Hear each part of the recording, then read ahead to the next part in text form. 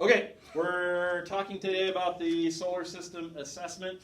Your target audience for this is 5th graders or 6th graders in the building, or adults who may not understand how big space is. And what you can do is you can either do a video presentation, a slideshow, or I think I have people doing Canvas. That's another app, Canva, Canva.com, which allows you to do online graphics work. Or you can create the old-fashioned poster. On my poster, you have some things of interest. What do you think this blue and green planet is? Earth. Earth. Are we familiar with Earth? No. No, we aren't. Yes, it's home. The other planet would be Mars, right? The red planet. And it's the second closest planet to Earth in its orbit. Okay? And what I did is I looked up the distance between the two, and I found the distance to be 54,200,000 kilometers. Why am I using kilometers?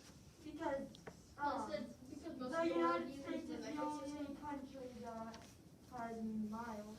Everything else is in meters. No, because space is so big that you can't use.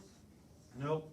The reason is because the metric system is the system that is used by scientists because it's really easy to understand. It uses numbers that are divisible by 10, and that makes the math with the metric system a lot easier to use than the math with the imperial system, which is what the mile is, and the inch and the foot. So that's the distance of Earth to Mars in kilometers. Average distance. What does average mean? And it's kilometers. Average means sometimes it's closer, sometimes it's further away, depending on where it's at in its orbit. All right, because orbits Because orbits are elliptical, and sometimes we don't rotate at the same speed as Mars. Right now, we're pretty close to where Mars is. Yeah. That's why just recently, who was it? Either the European Space Agency or China launched a Mars mission because we're so close. All right, and in my picture, you can see my little orange car. For simplicity's sake, on here, I chose 70 kilometers per hour. Why? Great question again. Why do you think I chose 70 kilometers per hour? Because isn't that the wind on the... No, it has nothing to do. We're talking about driving my car to Mars. That's how Why did I choose 70 kilometers? That's how far. First of all, I chose it because of this number right here. How fast? 0? A 0, because it's divisible by 10, right? Yeah. It's easy for me to, I make math easier because I use a number ending in 0. The other thing is, you're familiar with this speed.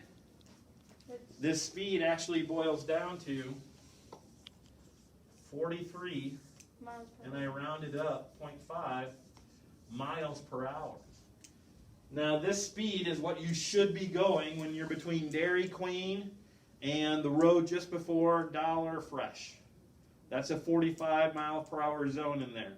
At some point, you should be traveling around 43.5 if you follow the speed limit. Sometimes you may be faster, sometimes you may be slower. Hopefully your average speed is that speed. Who's gone that speed before? I've never drove at that speed. No, but you've ridden at that speed. You know what it feels like, right? Yeah. So everybody should be raising their hands because we're familiar with that speed. I took an everyday object, my car, traveling at a speed that we're familiar with, and now I'm going to take those familiar objects and move it to something that we're not familiar with, the distance between the Earth and Mars. And I got the math for that. I know this is the distance. So mathematically, and your assessment will have math on it. Oh. Okay? 54 million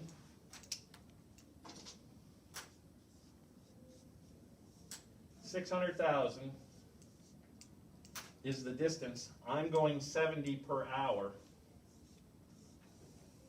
So I divide total distance by the speed, and I get a number that equals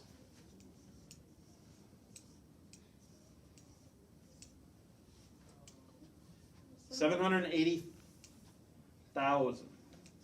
What are these? This is the time that it took, but what time references this? Years. How fast was I traveling? 70 kilometers Per?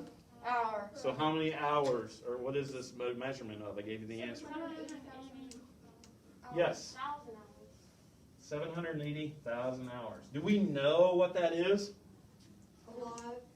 More than. We don't know. It's unfamiliar to us, right? Yeah. We don't know. That number is too big for us to comprehend.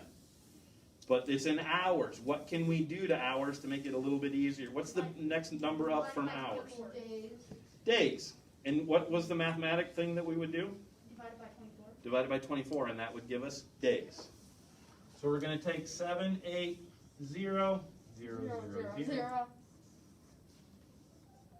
24, and we're going to get a number that is equal to No. A big one. okay, a little bit more reasonable. And what's the label for this? Days. Days. 3,200 days. 32,500 days. That's pretty big. We could divide it by 7, but that's still a really big number. Do we know what those days feel like? Has anybody been alive for that? Don't say Mr. Reagan. Come on now. Mr. Robinson. First of all, before I go any further, how long do you think it's going to take me to drive my car to Mars? A year. Are you serious? Yeah. Do it divided by 325 because that's how many days No. in a year. How many? A long time.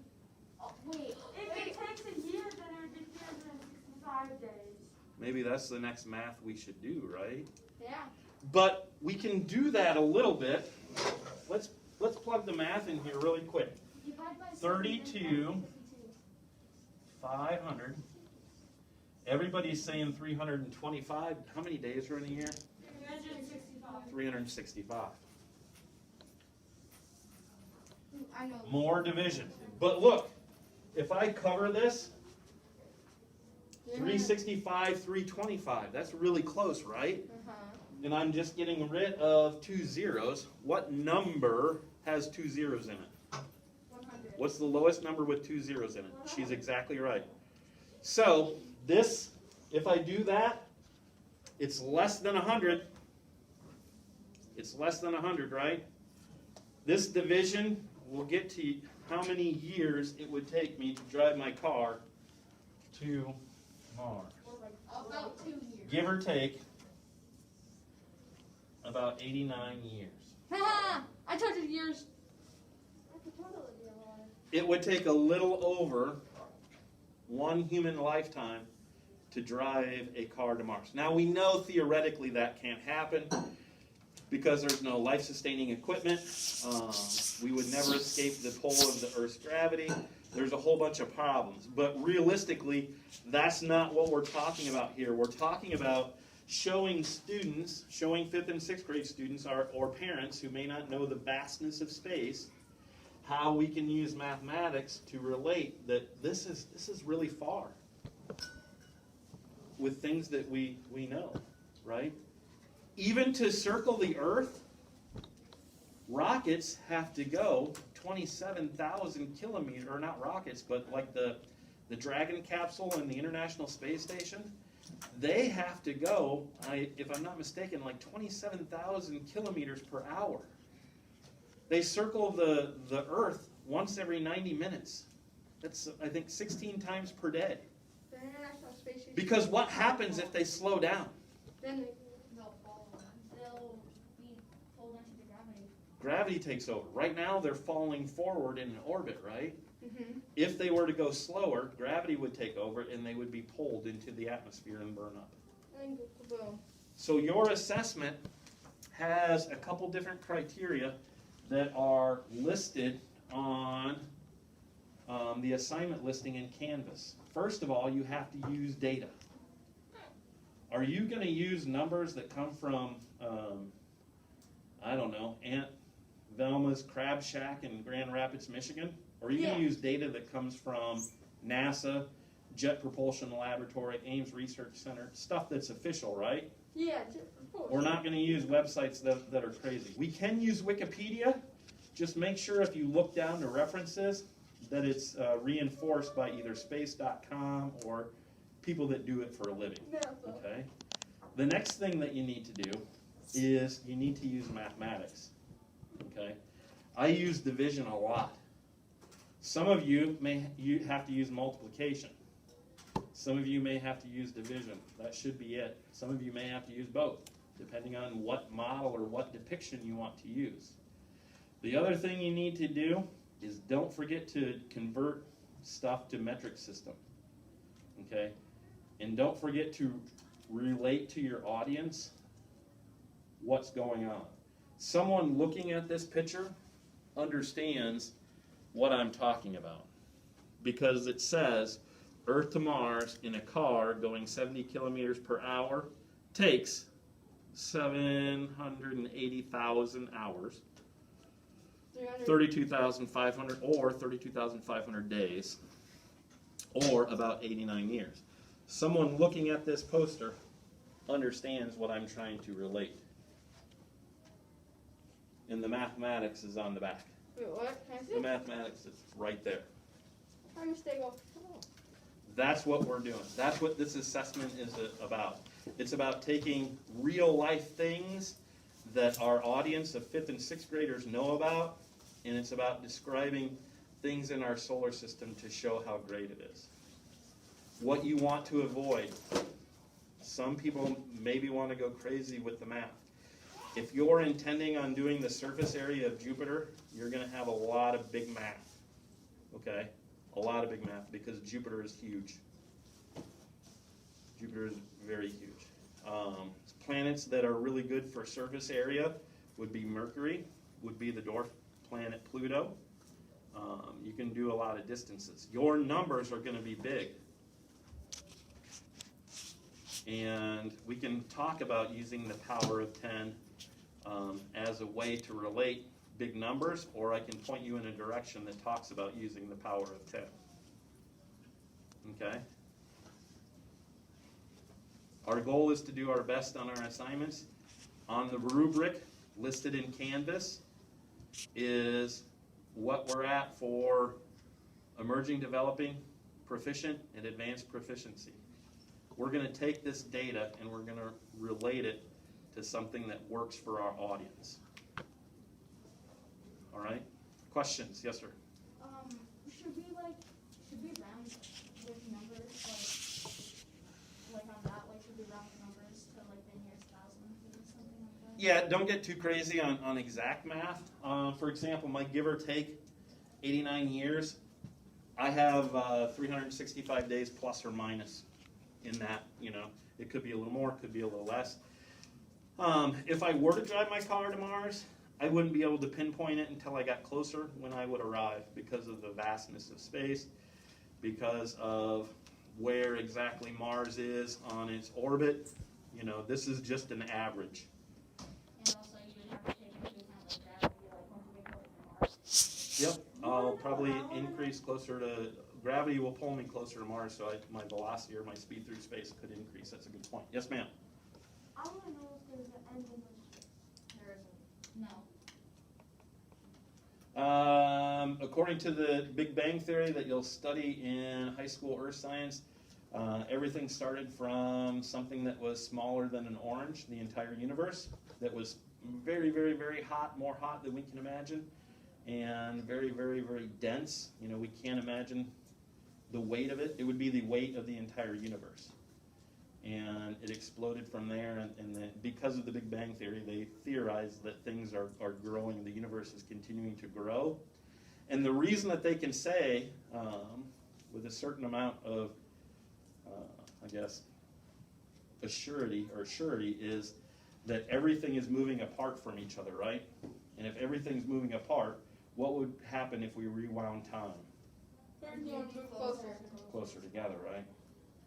And there's a certain amount of energies and radioactive energies that we can study to see what that map looks like. But they'll cover that in high school earth science, the Big Bang Theory. Yes, sir. Can we do any planet except Earth? And how do we know that we're not moving toward a black hole? We're moving all the time. There's nothing there's no evidence that supports that. Wait, so we can't do Earth? Remember we studied Earth in the Sun, Earth, Moon unit, the last unit? So we're studying things outside our solar system. We can use Earth-type comparisons, but can you really say how big the Earth is? No, but you can look it up. It's Pretty big, close. but what measurement did I use? The speed of me traveling in my car. We're familiar with that. I don't know how big the Earth is, and I've flown halfway around the Earth before, and it took a long time. But I still have no idea of the complete size of the Earth. Sir? Can we use like planets that are like Earth, like Alpha 14? This has to be, it's a solar system assignment. Yep, solar system assignment. Any other questions? No. Can we start now? You can get your data organized, make up your mind what sort of presentation you're going to make.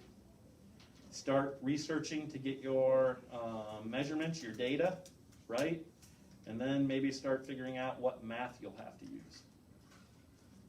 That's all I got.